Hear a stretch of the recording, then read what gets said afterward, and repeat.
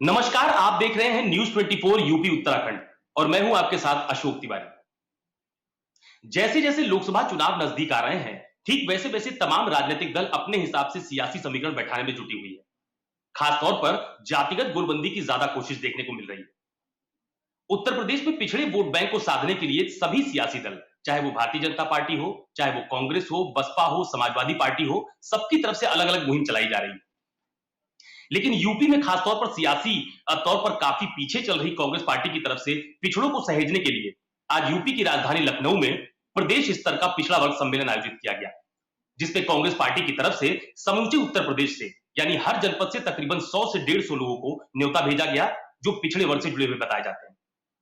Congress party की तरफ से इस पिछड़े वर्ग सम्मेलन का आयोजन लखनऊ में गांधी सभागार में किया गया, जिसमें कांग्रेस पार्टी के तमाम सारे पिछड़े वर्ग के नेताओं के साथ साथ यूपी कांग्रेस के अध्यक्ष अजय राय भी मौजूद रहे।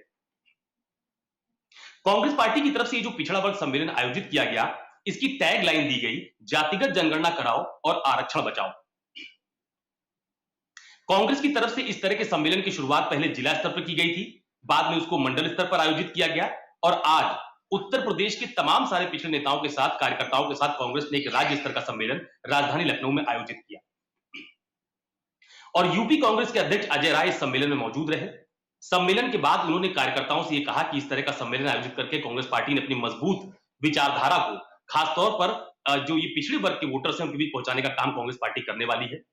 अजय राय ने यह भी कहा कि जातिगत जनगणना जरूर होनी चाहिए, जिससे लोगों को उनकी संख्या का पता चल सके। अजय राय ने एक खास बात आज उत्तर प्रदेश के इस सम्मेलन के बाद कही। उन्होंने कहा कि कांग्रेस पार्टी बरगद का पेड़, जिसमें सबका समायोजन है और वो सबको साथ लेकर चलती है। ठीक इसी तरह का एक सम्मेलन अनुसूचित मोर्चे का सम्मेलन, जिसको दलित सम्मेलन भी कहा जा रहा है, ऐसा ही सम्मेलन बीजेपी की तरफ से समूचे उत्तर प्रदेश में आयोजित किया जा रहा है, जिसमें बीजेपी के तमाम सारे उस वर्ग से जुड़े हुए नेताओं की मौजूदगी रहती है और लगभग सभी सम्मेलनों में मुख्यमंत्री योगी आदित्यनाथ को भी देखा जा रहा है। अखिलेश यादव भी इन्हीं पिछड़ों को साधने के लिए पीडीए फॉर्मूले के तहत आगे बढ़ते हुए नजर आ रहे हैं। तो क्या उत्तर प्रदेश में लोकसभा चुनाव से पहले जातियों की गोलबंदी की कवायद शुरू हो गई है? क्या यह कसरत जो सभी राजनीतिक दलों की तरफ से की जा रही है, यह बहुत जरूरी है? इन्हीं सब बातों को लेकर हम चर्चा करने वाले हैं। तो क्या यूपी में सम्मेलन पिछड़ा वोट का मिशन है? यूपी में एनडीए और इंडिया गठबंधन का क्या प्लान है? क्या अब सम्मेलनों के जरिए जातियों की गोलबंदी होगी? और क्या पिछड़ा वोटरों को लुभाने की कोशिश कितनी कामयाब होगी इन सभी राजनीतिक दलों की? इन तमाम सारे मुद्दों को लेकर हम चर्चा करने वाले हैं। इस वक्त एक बड़ा पैनल हमारे साथ इस चर्चा में जुड़ चुका है। आनंद दुबे भारतीय जनता पार्टी के उत्तर प्रदेश के प्रवक्ता है, वो हमारे साथ इस चर्चा में मौजूद हैं। फखरुल हसन चांद समाजवादी पार्टी के प्रदेश के प्रवक्ता है, वो हमारे साथ इस चर्चा में मौजूद हैं। कुंवर सिंह निषाद जो कि कांग्रेस पार्टी के प्रवक्ता है, वो हमारे साथ इस चर्चा में मौजूद हैं। रोहित अग्रवाल जो कि राष्ट्रीय लोकदल के प्रवक्ता है, वो भी हमारे साथ चर्चा में जुड़ रहे हैं। करमबीर आजाद जो कि अध्यक्ष हैं इंडियन सोशल जस्टिस मिशन के, वो हमारे साथ इस चर्चा में जुड़ने वाले हैं और थोड़ी देर बाद वरिष्ठ पत्रकार विजय उपाध्याय भी हमारे साथ इस चर्चा में शामिल होने वाले हैं। लेकिन आज शुरुआत हम कांग्रेस पार्टी से करने वाले हैं। कुंवर सिंह निषाद जी, आज आप लोगों ने जो राजधानी लखनऊ में प्रदेश स्तर का पिछड़ा वर्ग सम्मेलन आयोजित किया और अजय राय ने यह कहा कि कांग्रेस पार्टी बरगद का पेड़ है, सबको साथ लेके चलती है, जातिगत जनगणना का मुद्दा बहुत प्रमुखता से चुनाव के मद्देनजर उठा भी रहे हैं आप लोग, तो ये इस तरह के सम्मेलनों की जरूरत क्यों पड़ गई कांग्रेस को? कुंवर सिंह जी।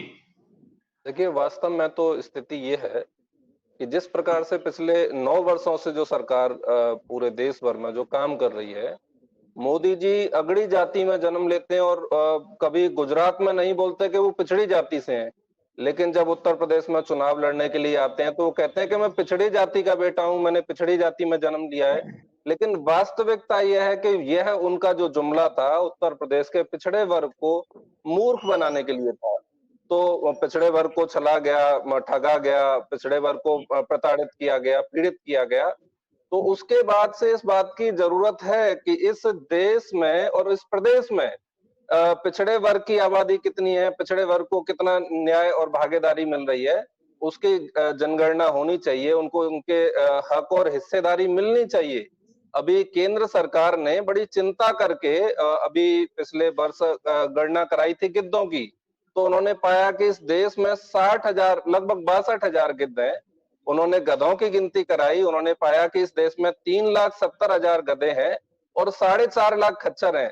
तो जब उनको गधों की, गिद्धों की और खच्चरों की जब चिंता है, तो एक बार इस देश के जो पिछड़े वर्ग में कितनी आबादी उनकी है और कितना हिस्सा उनको मिलता है, इसकी भी एक बार गिनती और गणना होनी चाहिए। राहुल गांधी जी ने लगातार कहा है कि हमारी सरकार बनने पर हम जातिगत जनगणना कराएंगे और जातिगत जनगणना कराने के बाद उनके अनुपात में जो उनकी हिस्सेदारी होगी वो उनको दी जाएगी। इस पर आपत्ति केवल अगर किसी को है तो पूरे देश भर में आरएसएस से जुड़े हुए जो संगठन और आरएसएस से जुड़े हुए जो लोग हैं, केवल उनको आपत्ति है। और कांग्रेस पार्टी इस देश में बड़े स्तर पर इस काम को करने जा रही है। एक विशेष बात और मैं कहना चाहूंगा, यही भारतीय जनता पार्टी है, इन्होंने अपने चुनाव घोषणा पत्र में, मैं भी कभी भारतीय जनता पार्टी का हिस्सा था, लेकिन मैंने देखा इनको कि इनके वादे झूठे हैं। इन्होंने अपने चुनाव घोषणा पत्र में इस बात का जिक्र किया था कि यदि हमारी सरकार बनेगी तो हम उत्तर प्रदेश के 17 अति पिछड़ी जातियों को उनके अनुपात में आरक्षण देंगे। पेज नंबर 56 पर आप चेक भी कर सकते हैं। लेकिन इनकी सरकार बनी, इन्होंने पिछड़ी जाति के लोगों को गुमराह किया, मूर्ख बनाया और सरकार बनने के बाद एक प्रस्ताव ये उत्तर प्रदेश से केंद्र को भेजते हैं और केंद्र की सरकार उस प्रस्ताव को खारिज करके और यानी कि केंद्र की प्रस्ताव सरकार उस पर स्टे करती है और पिछड़ी जाति के लोगों को, जो 17 अति पिछड़ी जाति के जो लोग हैं, उनको फुटबॉल बना दिया जाता है, केंद्र से राज्य, राज्य से केंद्र। तो यह धोखा करने वाली सरकार है और इनकी धोखेबाजी लंबे समय तक अब चलने वाली और टिकने वाली नहीं है। और उत्तर प्रदेश के जो, विशेष रूप से उत्तर प्रदेश में हमने सभी जनपदों में पिछड़ा वर्ग सम्मेलन आयोजित किए, मंडल स्तर पर पिछड़ा वर्ग सम्मेलन आयोजित किए और उनमें भारी संख्या में तादाद पिछड़े वर्ग के लोगों की, जो प्रमुख लोग हैं उनकी रही है। और वो संकेत है कि आगामी लोकसभा चुनावों में उत्तर प्रदेश और देश के जो पिछड़े वर्ग के जो लोग हैं वो कांग्रेस पार्टी के साथ जुड़ने जा रहे हैं। नहीं, लेकिन कुंवर सिंह निषाद जी, सवाल इस बात का उठता है ना कि जब चुनाव आते हैं तो सब लोग इस तरह के सम्मेलन करने लगते हैं, चुनाव के पहले इस तरह की बातें क्यों नहीं होती हैं? देखिए, हम तो चुनाव से पहले इस तरह की बातें कर रहे हैं भाई। राहुल गांधी जी ने कहा है, राहुल गांधी जी ने किसी जाति विशेष की बात नहीं की।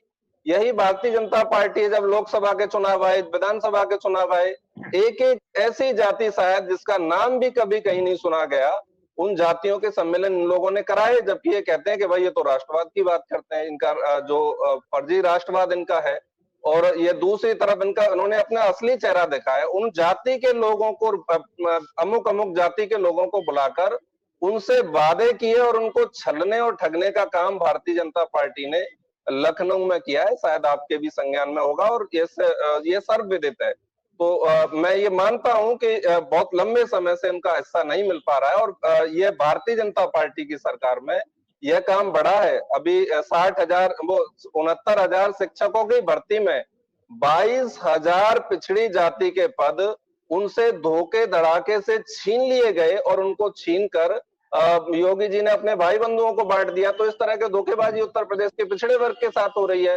तो हम इस चीज पर हम मुखर रूप से बोल रहे हैं और खुलकर बोल रहे हैं कि हमारी सरकार बनने पर हम पिछड़े वर्ग की जनगणना भी कराएंगे और उनको उनके हक और हिस्सेदारी भी देंगे। यह इतना तय है। और आज अजय राय जी ने जो कहा है कि कांग्रेस पार्टी बरगद का पेड़ है, हमारे यहाँ सबके लिए गुंजाइश है, सबके लिए हमारे यहाँ हिस्सेदारी है।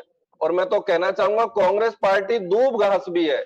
जब जब थोड़ा बहुत पानी पड़ेगा तो भले ही कितने भी बंजर जमीन हो, वहां पर ये हरियाली लाने का भी काम करेगी। यह कांग्रेस पार्टी की एक महानता, विशेषता भी है। आनंद दुबे जी, बीजेपी के प्रवक्ता हमारे साथ मौजूद हैं। आनंद जी, मुझे बताइए कि ये जो कांग्रेस पार्टी पिछड़े वर्ग का सम्मेलन आयोजित कर रही है, आज राजधानी लखनऊ में भी आयोजित किया गया, तो अजय राय ये कह रहे हैं कि कांग्रेस पार्टी बरगद का पेड़ है, इसमें सबका समायोजन होगा। यही बात कुंवर सिंह निषाद भी कह रहे हैं कि पिछड़े वर्ग के लोग कांग्रेस पार्टी के साथ जुड़ रहे हैं। देखिए, कांग्रेस पार्टी के साथ देश की जनता 2014 के बाद से इन्होंने तमाम तरह के प्रयास किए, लेकिन न ये जोड़ पाए, न उनका विश्वास हासिल कर पाए।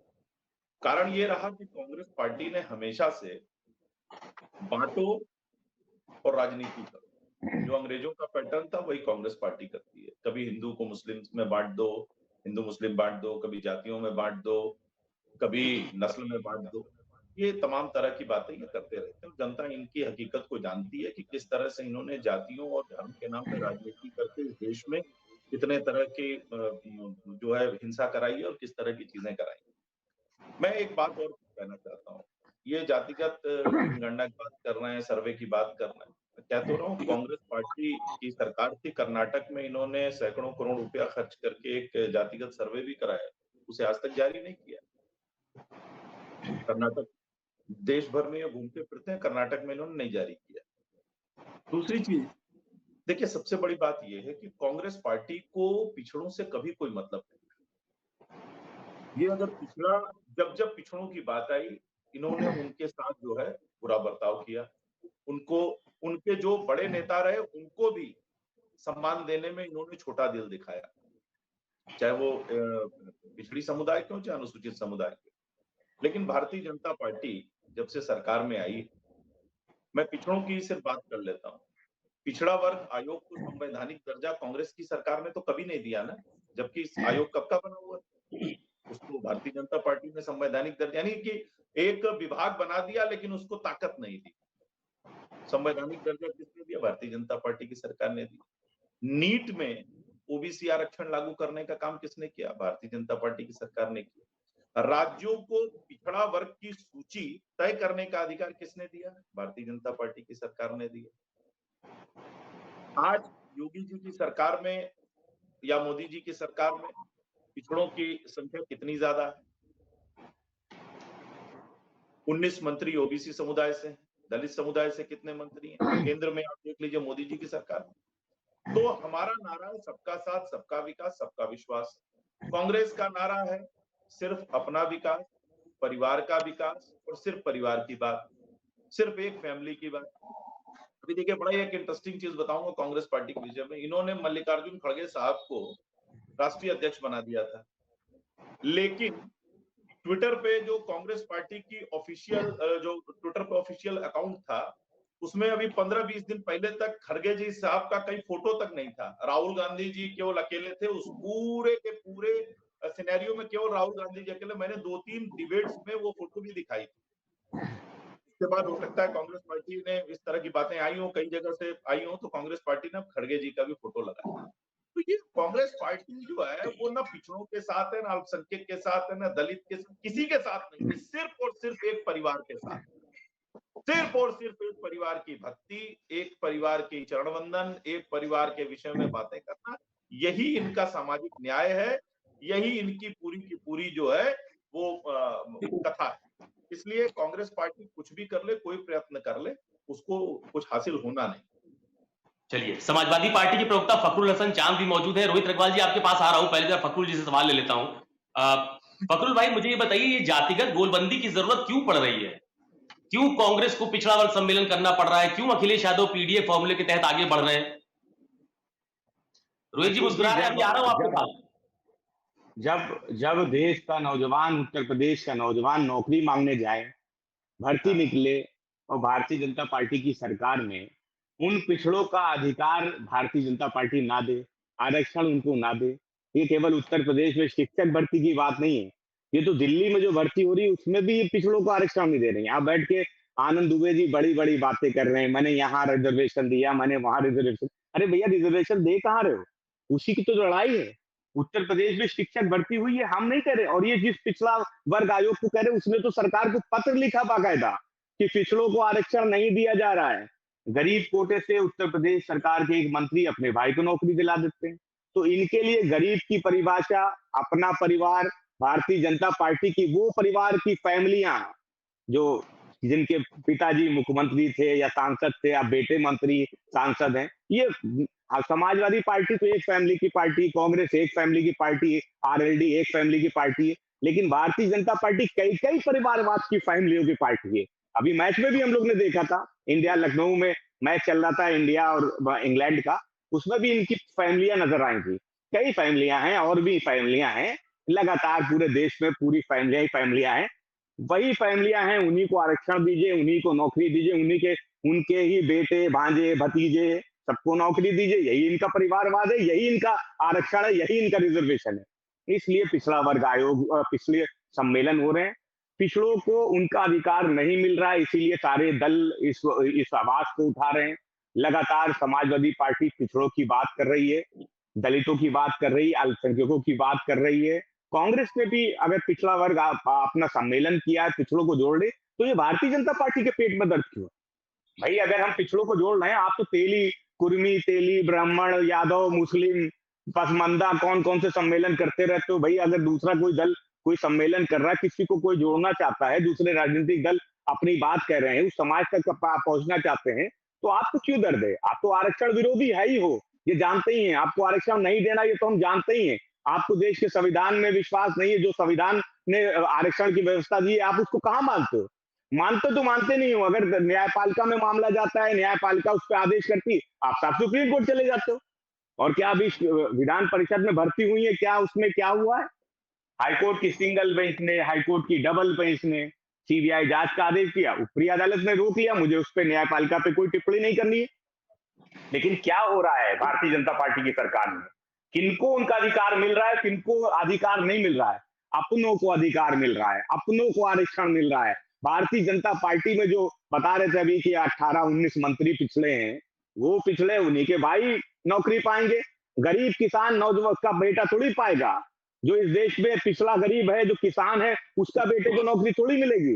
हाँ, आनंद दुबे जी की पार्टी का मंत्री होगा, उसका अगर भाई भी नौकरी के लायक होगा तो उसको गरीब कोटे से नौकरी दिला देंगे।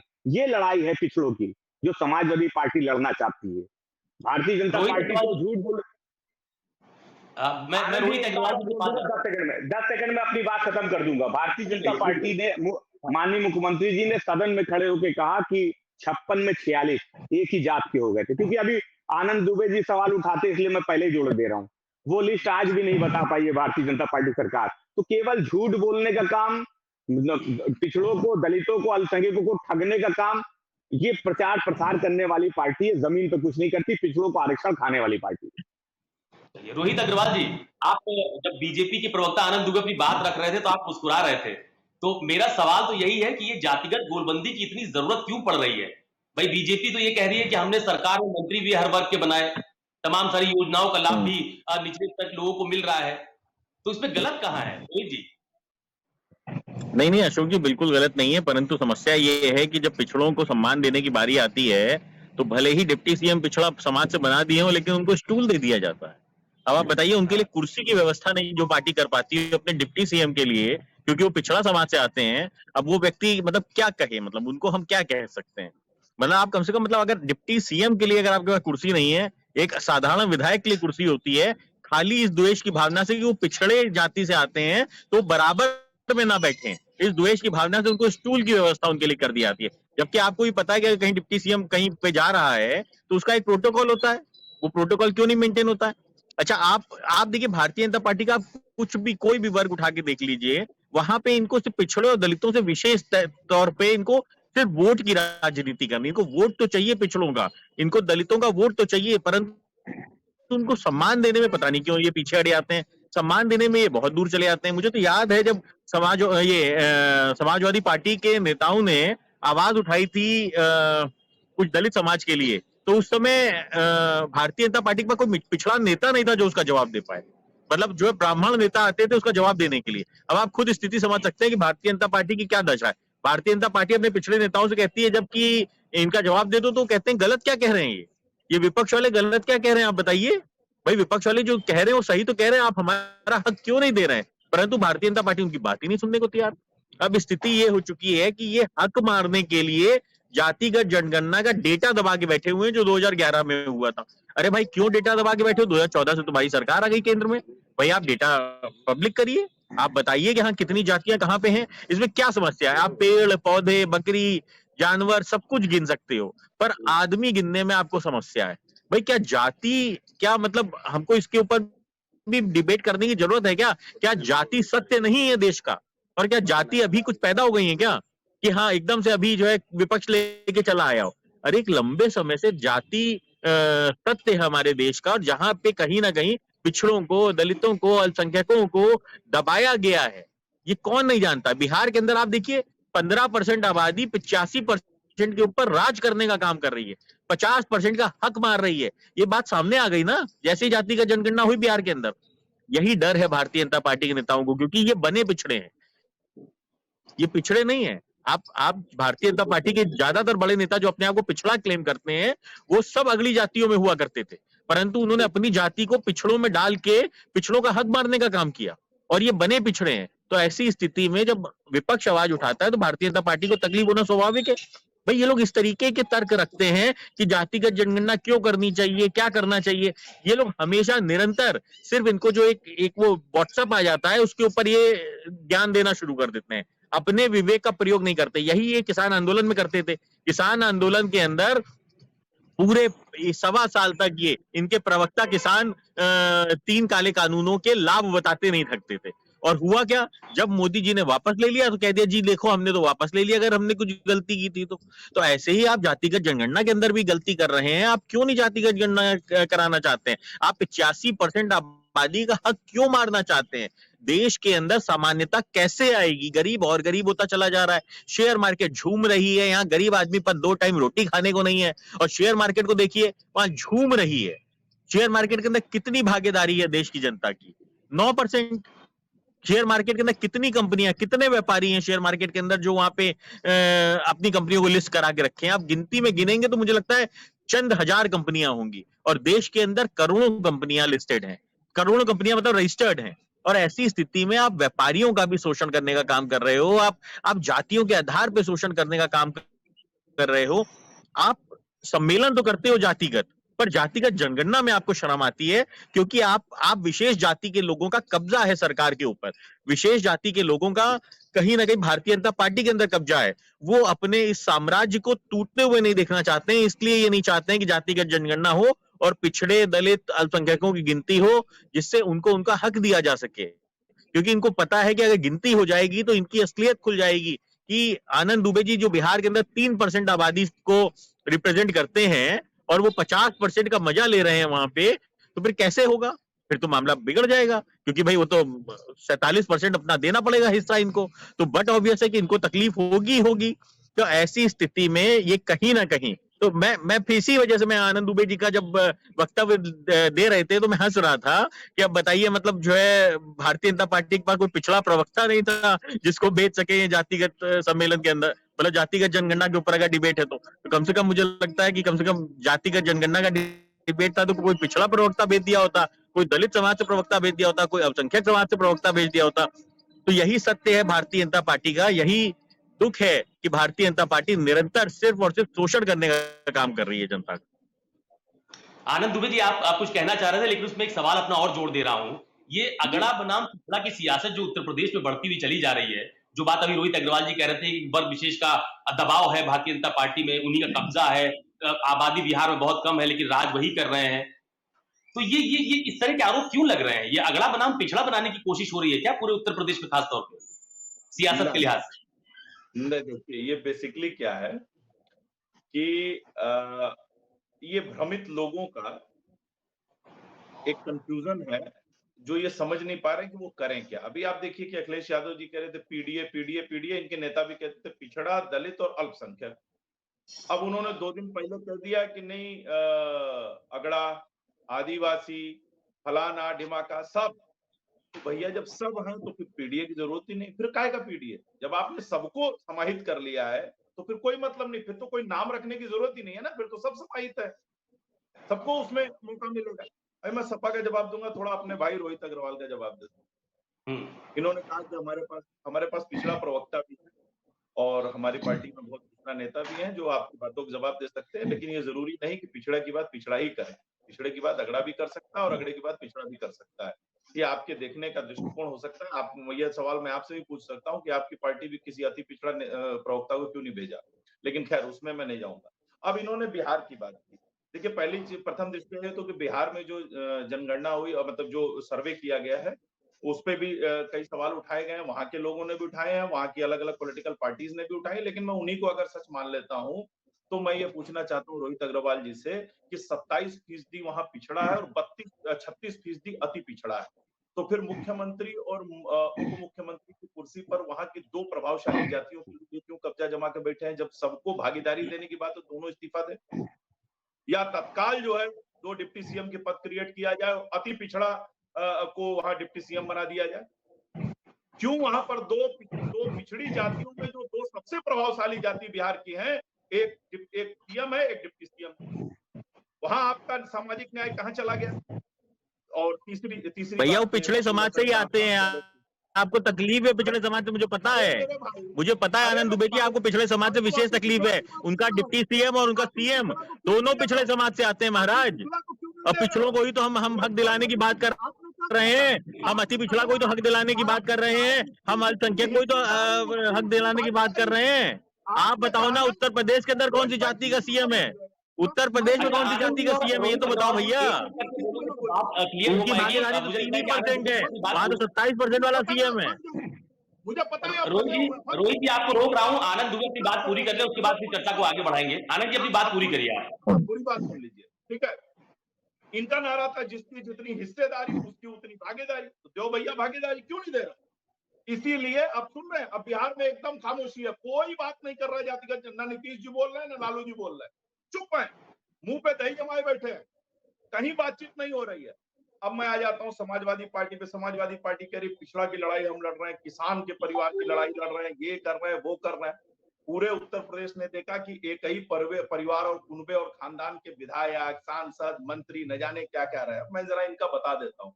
जब 2012 में अखिलेश जी की कैबिनेट बनी तो उसमें 7 मंत्री सिर्फ एक जाति से, सिर्फ एक जात से 7 मंत्री पिछड़ा, और अन्य पिछड़ा से कितने थे जरा इनसे पूछ लीजिए।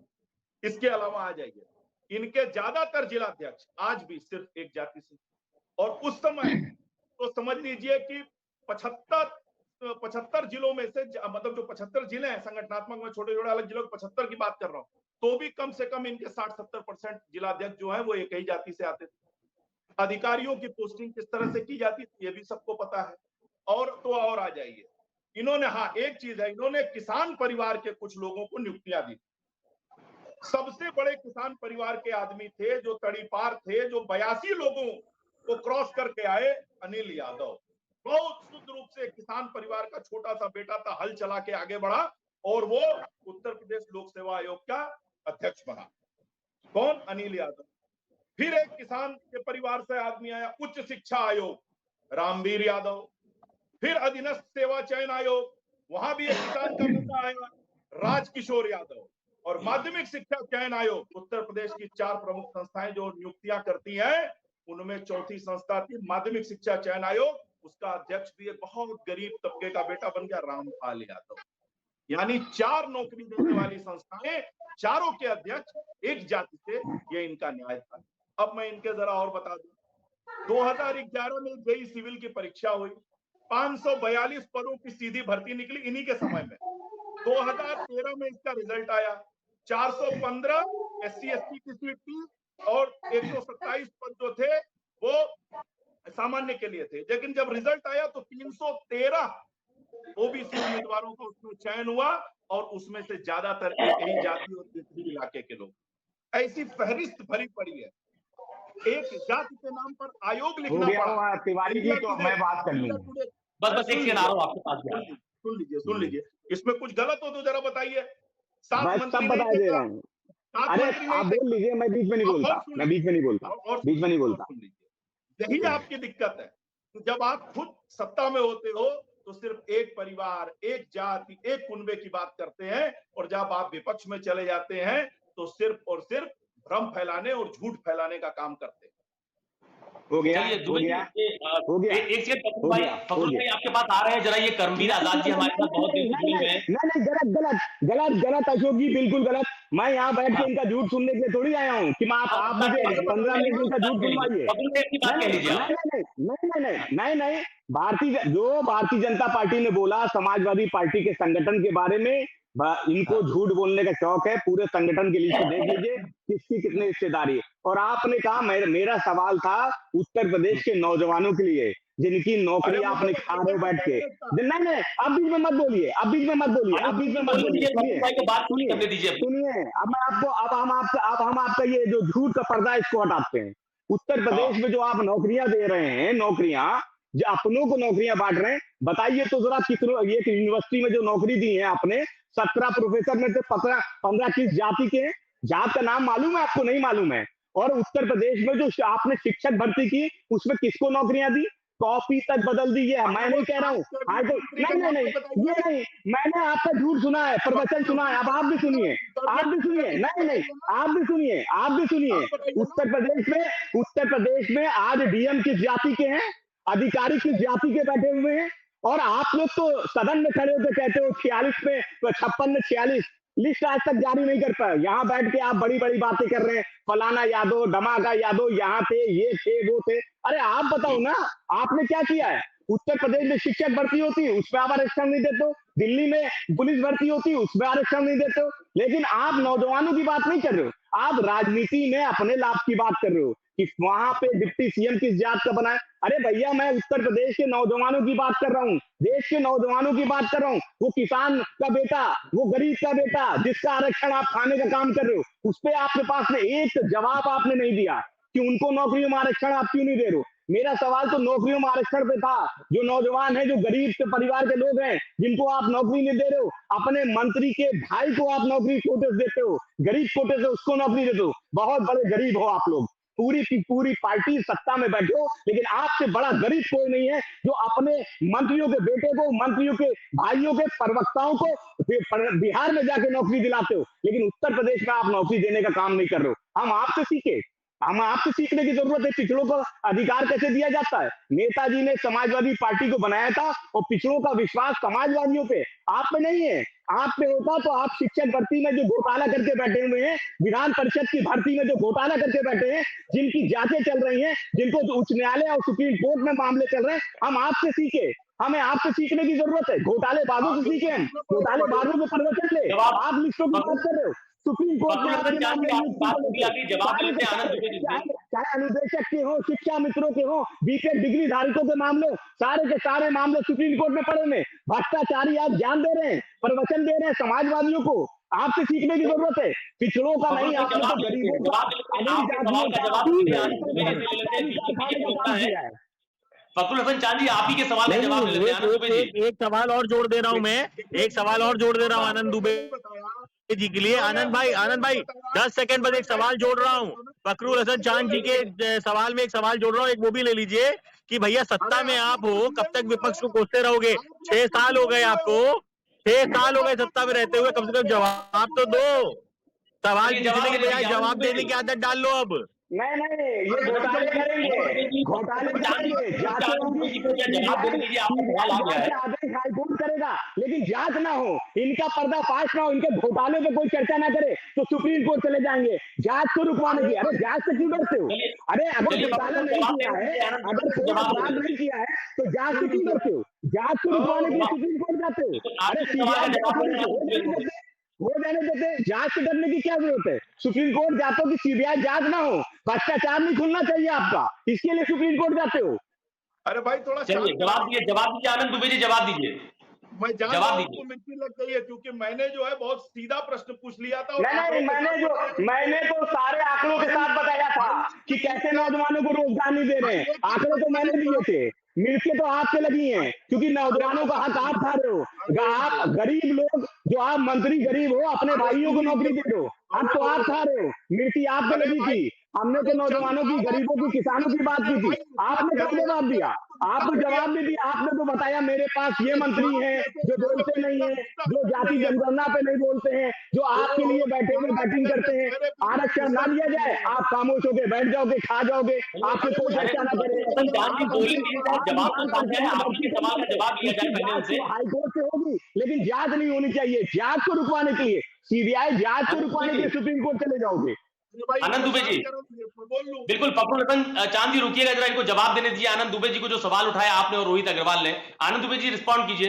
अच्छा ये बताइए, मैंने इनको चार संस्था जो थी इनके समय में नौकरी देने वाली, मैंने उनका नाम लेके बताया। अरे भाई हमारे समय में हमने सारा सब कुछ किया, बताओ हमने बिल्कुल पिछड़ों का हमने शोषण किया है। आप अपनी बताओ, अब जब हम पूछ रहे हैं तब क्यों नहीं बता रहे हो? आप अपनी बताओ, आप क्या कर रहे हो? आप बताओ अपनी, आपने कितने पिछड़ों को सम्मान दिया ये बताओ। बात करोगे?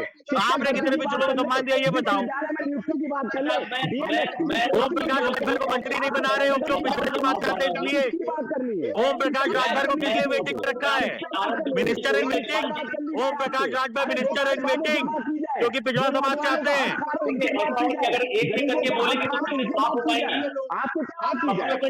और रोहित अग्रवाल जी, आनंद दुबे जी को अपनी बात पूरी कर लेने दीजिए, उसके बाद मुझे कर्मवीर आजाद और विजय उपाध्याय जी के पास जाना है, काफी देर से हमारे साथ जुड़े नहीं हुए उनसे हैं। पूछे ना, उनसे पूछे ओम प्रकाश राजभर जी को मिनिस्टर इन वेटिंग क्यों रखा है? क्योंकि पिछड़ा समाज चाहते हैं, इसलिए मिनिस्टर इन वेटिंग रखा है ओम प्रकाश राजभर को। ओम प्रकाश राजभर का टोटल कर रहे हैं भारतीय जनता पार्टी वाले, क्योंकि वो पिछड़े समाज से आते हैं। ओम प्रकाश राजभर का शोषण कर रहे हैं भारतीय जनता पार्टी वाले, क्योंकि वो पिछड़े समाज से आते हैं। ओम प्रकाश राजभर को मंत्री क्यों नहीं बना रहे हैं भारतीय जनता पार्टी वाले? आप जवाब दीजिए। ओम प्रकाश राजभर को किन शर्तों पे लाए थे आप? वो पिछड़ा समाज से आते हैं, आप उनका मजाक बना रहे हैं। आप उनको मंत्री क्यों नहीं बनाते ओम प्रकाश राजभर को? नहीं ओम प्रकाश राजभर को मंत्री क्यों नहीं बना रहे? पहले आप जवाब दो। जवाब दो आप। ओम प्रकाश राजभर को मिनिस्टर इन वेटिंग क्यों रखा है? उनका अपमान क्यों कर रहे हैं? उनका अपमान क्यों कर रहे हैं आप? ओम प्रकाश राजभर का अपमान क्यों कर रहे हैं?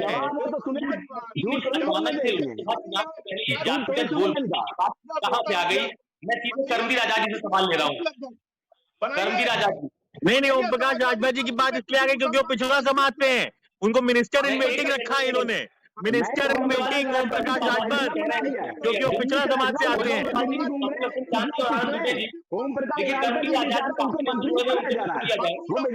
राजभर जी वो भाजपा में दिल्ली से लखनऊ, लखनऊ से दिल्ली घूम रहे हैं। एक पिछले नेता का इतना अपमान, एक पिछले नेता का इतना अपमान कि उनको दिल्ली से लखनऊ घूमना पड़ रहा है, उनको मंत्री नहीं बनाया जा रहा है, उनके साथ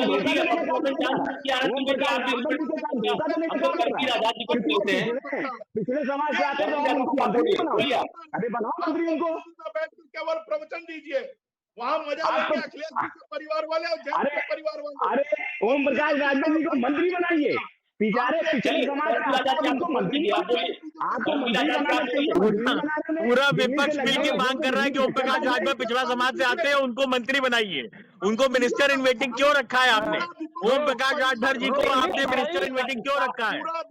कब तक उनसे कटोरा लेके निकलवाएंगे आप? कर्मवीर आजाद जी को बहुत देर से जुड़े नहीं आपको उन्होंने आपने उनको किस चीज की सजा दे रहे हैं आप किस चीज की सजा दे रहे हैं ओम प्रकाश राजभर को?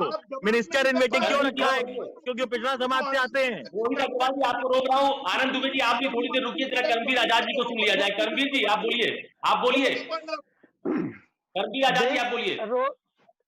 रोहित भाई, फकरुल भाई और हमारे जो भारतीय जनता पार्टी के प्रवक्ता भाई हैं, मैं बहुत शालीनता से आग्रह करना चाहता हूँ कि देखिए, डिबेट का ये कोई मतलब नहीं होता है, और चूंकि मैं केवल ये निवेदन करना चाहता हूँ। कर्मवीर भाई, अगर सरकार हमसे सवाल पूछेगी तो डिबेट का मतलब तो बिगाड़ना पड़ेगा ना, बात समझिए। जब सरकार अगर विपक्ष से सवाल पूछने लग जाए तो कर्मवीर भाई फिर तो गुस्सा आएगा ना। विपक्ष जवाब देगा क्या? हम जवाब देंगे? हम तो सवाल पूछेंगे ना। जवाब देने की बजाय वो सवाल पूछते हैं तो जवाब तो मांगना पड़ेगा ना। अरे भाई, जवाब देने का काम सरकार का, सत्ता में वो है, उनके पास सारा कंट्रोल है, उनको जवाब देना चाहिए। वो सवाल हमसे पूछते हैं। चलिए चलिए, आपकी बात पे ही आ रहा हूँ। सभा की सरकार ने किया, रोहित भाई, मैं आपकी बात पे ही। अरे विधान परिषद का घोटाला आप करे बैठे हो, शिक्षक भर्ती का घोटाला आप करे बैठे हो। आनंद दुबे जी आप भी रुकिए, और रोहित अग्रवाल जी जरा कर्मवीर आजाद जी को बोलने दीजिए। कर्मवीर आजाद जी आप बोलिए। कर्मवीर जी, मैं दुबे जी से बहुत शालीनता से ये पूछना चाहता हूँ, आप तो दलितों के, पिछड़ों के बहुत बड़े हितैषी, मुझे लग रहा है भारतीय जनता पार्टी से बड़ा हितैषी कोई हो ही नहीं सकता। इसलिए नहीं हो सकता, लिटरल एंट्री के द्वारा जितने भी, चाहे वो डायरेक्टर की भर्ती हो, चाहे ज्वाइंट सेक्रेटरी की भर्ती हो, चाहे जो भी भर्ती, लिटरल एंट्री लेकर के भारतीय जनता पार्टी, मैं केवल ये पूछना चाहता हूँ, जितने भी केंद्र में लिटरल एंट्री के द्वारा भर्तियां हुई हैं वो किसकी हुई है, पहली चीज।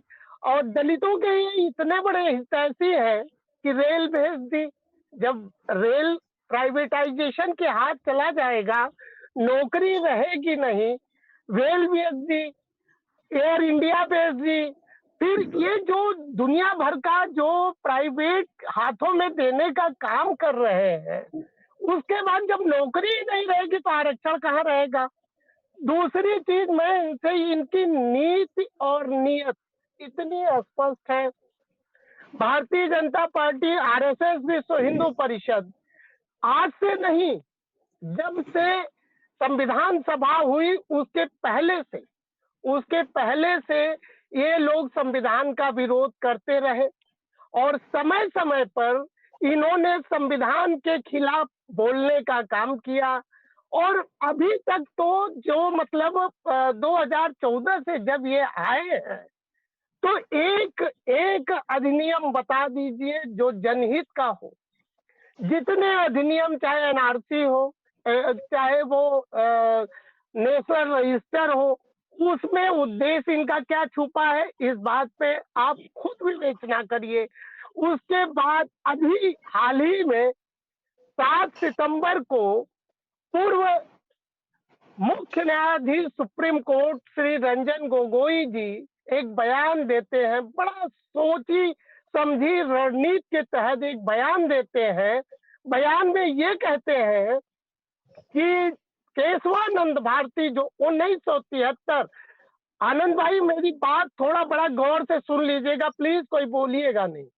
तो केशवानंद भारती के उस केस में जो संविधान के मूल ढांचे के परिवर्तन पे चर्चा की जा सकती है, एक बहुत बड़ा मतलब 91 में इन्होंने ये बयान दिया, जिसमें मुख्य न्यायाधीश इस समय महामहिम डीवाई चंद्रचूड़ ने उस पर टिप्पणी करते हुए उन्होंने कहा कि एक बार जस्टिस का पद छोड़ने के बाद व्यक्ति की निजी मत हो सकती है, वो कोई जुडिशरी की मत नहीं हो सकती। उसके ठीक 8वें दिन बाद आप ये सोचिए कि कितनी बड़ी कॉन्स्पिरेसी हो रही है भारतीय जनता पार्टी, आरएसएस और विश्व हिंदू परिषद द्वारा। 8वें दिन बाद बकायदा लाइव मिंट पेपर में, जिसके खिलाफ मैं पहला भारत का नागरिक हूं, मैंने विवेक देवराय के खिलाफ एफआईआर की है। मैं पहला ऑनलाइन एफआईआर की, उसके बाद मैंने सब जगह पत्र लिख करके भेजा। तो इन्होंने किया क्या कि 15 अगस्त के दिन इन्होंने एक लेख लिखा, लाइव मिंट में छपा, कि पूर्व में अब संविधान संशोधनों से काम नहीं चलेगा, अब वापस हमको ड्राइंग बोर्ड पे वापस आना होगा और पहले सिद्धांत से शुरू करना होगा, और अब पूछना पड़ेगा कि समाजवादी, पंथ निरपेक्ष, लोकतंत्रात्मक न्याय का क्या मतलब है। तो मैं ये पूछना चाहता हूं अपने भारतीय जनता पार्टी के प्रवक्ता भाई से, क्या अब न्याय पूरे भारत के हर व्यक्ति तक पहुंच चुका है? हर व्यक्ति को न्याय मिल चुका है? समाजवाद पूरी तरह से एकदम पूरे भारत में लहरा रहा है, इसलिए अब जो समाजवाद की आवश्यकता नहीं है। अब लोकतंत्र मतलब हर व्यक्ति के अंदर ऐसा लोकतांत्रिक व्यवस्था है, कोई ऊंच नीच, छुआछूत सब कुछ समाप्त हो चुका है। इतना बड़ा गलत बयान दिया गया। आनंद भाई जरा आप इस चीज पे विचार करिए। अब उसमें हुआ क्या, मैंने 2 सितंबर को सरोजनी नगर थाना क्षेत्र के अंतर्गत ऑनलाइन एफआईआर की, अभी तक एफआईआर लिखी नहीं गई। आज मैं आज न्यायालय जाकर के 156(3) की प्रक्रिया शुरू किया हूं, और मैं वादा करता हूं और बड़े दावे के साथ इस टीवी डिबेट पे कहना चाहता हूं कि मैं पीछे नहीं हटूंगा, मर जाऊंगा, लेकिन मैं जो संविधान के विरोध में जो व्यक्ति बोलेगा मैं उसके खिलाफ एफआईआर जरूर करूंगा। और यही है भारतीय जनता पार्टी के पत्रकार है, राजनीतिक विषयों को बारीकी से समझते भी हैं। विजय जी, ये जो पिछड़े वोटरों को लुभाने की कोशिश सभी की तरफ से देखी जा रही है, इसमें कौन कितना कामयाब होता दिख रहा है, किसको कामयाबी मिलती दिख रही है, और जरूरत क्यों पड़ रही है?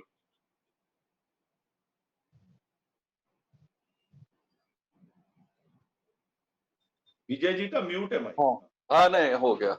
देखिए अभी नई कामयाबी का तो अभी टेस्ट होना है। अभी तक किसको कामयाबी मिली वो सबके सामने है, क्योंकि उत्तर प्रदेश में 75% ओबीसी और एससी हैं, और इन 70 जो ये आंकड़े उपलब्ध हैं, जातीय जनगणना के बाद भी मोर और लेस यही आंकड़ा रहना चाहिए। इसमें अगर कोई बढ़ोतरी होगी तो माइनॉरिटी के वोटों में संभावना ज्यादा है कि बढ़ोतरी हो सकती है, जैसा बिहार में हुआ। अभी तक 14 के बाद से अनवरत पिछड़ों के नेता प्रधानमंत्री नरेंद्र मोदी बने हुए हैं और पिछड़ों का बड़ा वोट बीजेपी को मिल रहा है। 24 में क्या होगा ये अंदाजा लगाना मुश्किल है अभी, लेकिन 2022 अभी जो विधानसभा चुनाव हुआ था उसमें भी आप देखिए 75% वोट दो पार्टियों को मिले, एक भारतीय जनता पार्टी, दूसरी समाजवादी पार्टी। बाकी 25% वोट में सभी पार्टियां शामिल थी, उसमें कांग्रेस भी थी, बसपा भी थी, तमाम पार्टियां थी। तो ये जो 75% वोटों की कब्जेदारी है ये तो दो पार्टियों में, और इसमें माइनॉरिटी वाले पसमानदा और माइनॉरिटी वाले अगड़े भी हैं। तो मेरा ऐसा मानना है कि दरअसल इस सारी डिबेट का कोई मतलब अब रह नहीं गया है। नेता और राजनीतिक दल समाज को बांटने की कोशिश करते हैं, लेकिन करमवीर भाई जानते हैं कि हर जात में एक उपजात बड़ी है, ऊंची है, एक उपजात को छोटा माना जाता है। कोई ऐसी जाति नहीं है इस देश में, शेड्यूल कास्ट, शेड्यूल ट्राइब से लेकर और ऊपर तक कोई ऐसी जाति नहीं है जिसमें एक को सुपीरियर एक को इंफीरियर न माना जाता। और अगर करमवीर भाई को शक हो तो मेरे पास उदाहरण है। तो ये जो बातें की जाती हैं जातियों को लेकर, ये कोई मायने नहीं रखती। और जातियों में एकता से ज्यादा देखिए अब मानवीयता, भाईचारा, सामाजिकता ये सब शब्द गायब हो गए। इनकी जगह ले ली है मेरी जात तुम्हारी जात। अभी लोग जो बोल रहे थे आरएलडी कब भाजपा के साथ चली जाए किसी को पता है? किस दिन सुबह हम लोग उठे और पता लगे रात में दोनों का तालमेल हो गया, कौन जानता है? राजनीति तो में कुछ भी संभव है। तो इनका नहीं, जब कोई वसूल नहीं आपके, कोई सिद्धांत आपके नहीं है, केवल सत्ता ही आपके सिद्धांत है, सत्ता ही आपकी नैतिकता है, सत्ता ही आपके लिए वसूल है, तो विपक्ष में रहते हुए आप बातें तो कर सकते हैं। अब ये पोल खुल चुकी है, जनता इस बात को जानती है, इसीलिए जनता पार्टियों से ज्यादा नेता पे भरोसा कर रही है। जो नेता भरोसेमंद साबित हो रहा है, जनता उस नेता पे भरोसा कर रही है, पार्टी को नहीं वोट कर रही है, नेताओं को वोट कर रही है, व्यक्ति को वोट कर रही है। और बारीकी से अगर देखेंगे तो ज्यादातर पार्टियों में यही स्थिति, नाम पार्टी का है, भरोसे का वोट हो रहा है। जिस नेता के अंदर जनता भरोसा देखेगी उसको वोट करेगी, क्योंकि उसे पता है कि एक दो व्यक्ति ही ठीक होते हैं, बाकी आसपास के लोग ठीक नहीं होते हैं। सबके अपने एजेंडे होते हैं, अपना परिवार होता है, और राजनीति में जो जाता है, हम लोग तो बचपन से यही देख रहे हैं, सुन रहे हैं कि 7 पीढ़ियों का इंतजाम करना है। जो इंतजाम नहीं कर पाते हैं उनको उनके लिए लानत भेजा जाता है। हम लोगों ने राजनीति का वो दौर भी देखा है जब बंदूक की नाल गाड़ी में बाहर लटकती रहती थी, तब नेता को बड़ा नेता और मजबूत नेता माना जाता था। वो दौर भी देखा है, बदलाव आया है ना इसमें। वो दौर भी हमने देखा है कि जब 2004, 5, 6 में ब्राह्मण दलितों के पास बैठने के लिए बेचैन रहता था, कि हमको क्षत्रिय बेचैन रहता था कि दलित नेताओं के पास किसी तरह साहब से नीचे संबोधन नहीं होता था। लगा कि एक बड़ा क्रांतिकारी परिवर्तन आना है, और हुआ, परिवर्तन का असर भी आया, ऐसा नहीं है कि नहीं आया। बाकी बातें देखिए छिद्रान्वेषण हम कर सकते हैं, लेकिन राजनीति हमारी पूरी जो है उसमें 2 धाराएं हैं। एक धारा जिसकी कोई क्रेडिबिलिटी नहीं है, दूसरी धारा वो है जिसकी क्रेडिबिलिटी है। इसीलिए वोटरों का झुकाव एक या 2 पार्टियों की तरफ ही होता जा रहा है, और ये पैन इंडिया है, सिर्फ 1-2 राज्यों में नहीं है। दिल्ली में अरविंद केजरीवाल के लोगों को भरोसा था तो झूम के वोट उसी को दिया, बीजेपी को 3 सीटें दी। फिर चुनाव हुआ, फिर 6 सीटें बीजेपी को दी, बाकी पार्टियों को कितना मिला? 0.2%, 2%, 3%। उत्तर प्रदेश में क्या हुआ मैंने आपको बता दिया, 75% वोट 2 पार्टियों के पास है। पश्चिम बंगाल में आप देख लीजिए, साफ हो गई, बड़ी बड़ी पार्टियां, केवल 2 पार्टियों को वोट मिला। कर्नाटक, मध्य प्रदेश और ये राजस्थान, छत्तीसगढ़ के अभी चुनाव होने वाले, तेलंगाना का आप देख लीजिएगा, सिर्फ 2 पार्टियों के बीच में चुनाव होना हुआ। क्रेडिबिलिटी की बात है, इस बात को नेता नहीं समझ रहे। और देखिए ये डिबेट में आप चैंपियन बनने के लिए, हरा देने के लिए किसी को, किसी पे हावी हो जाने के लिए यहां से वोट नहीं निकलते। वोट निकलते हैं जनता के लिए आपके कमिटमेंट से। हम बैठ के यहाँ दुबे जी को गाली दें, करमवीर आजाद भाई को नीचा दिखाने की कोशिश करें और इनके ऊपर तरह तरह की टिप्पणियां कर दें, तो वोटर खुश हो जाएगा, ऐसा नहीं है। कुछ लोग खुश होते हैं तब भी, हाँ हाँ आपने तो भाई, और इसलिए खुश होते हैं कि सामने वाले को चढ़ाते हैं कि भैया तुम और इस तरह की बातें करो। तो मेरा ऐसा मानना है कि ओबीसी हो, एसटी हो, सामान्य जातियां हो, ये जो उत्तर प्रदेश या भारत की धरती है, सब एक दूसरे के साथ ही खड़े होते हैं। किसी का काम किसी के बिना चलता नहीं है। मायावती जी देवी कही जाती थी, देवी कही जाती, उनकी क्रेडिबिलिटी थी। 2007 में बहुमत आया उनका। हो सकता है दौर वापस आ जाए, नहीं तो कोई नया नेता आ जाए, तो ये चीजें चलती रहती हैं। लेकिन ये आप मोटे मोटे मान लीजिए कि उत्तर प्रदेश का 75% वोट 2 पार्टियों के पास है, बाकी पार्टियों को स्ट्रगल करना है।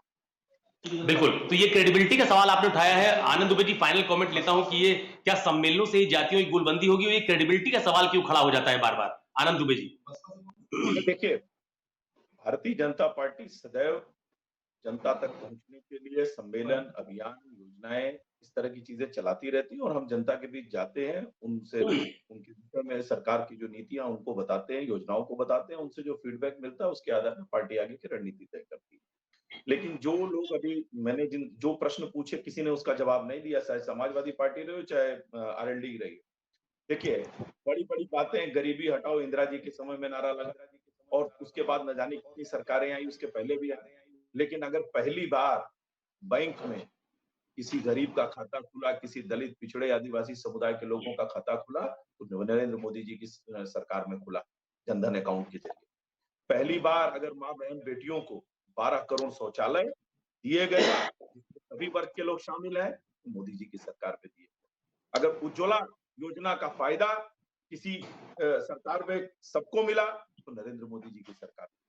किसानों को, चाहे वो किसी जाति समुदाय से हो, अगर उनको किसान सम्मान निधि का फायदा मिला है, तो नरेंद्र मोदी जी की सरकार में। आयुष्मान भारत की सुविधा मिली है, तो मोदी जी की सरकार में। क्यों? क्योंकि ये सरकार सबका साथ, सबका विकास, सबका विश्वास की बात करती है।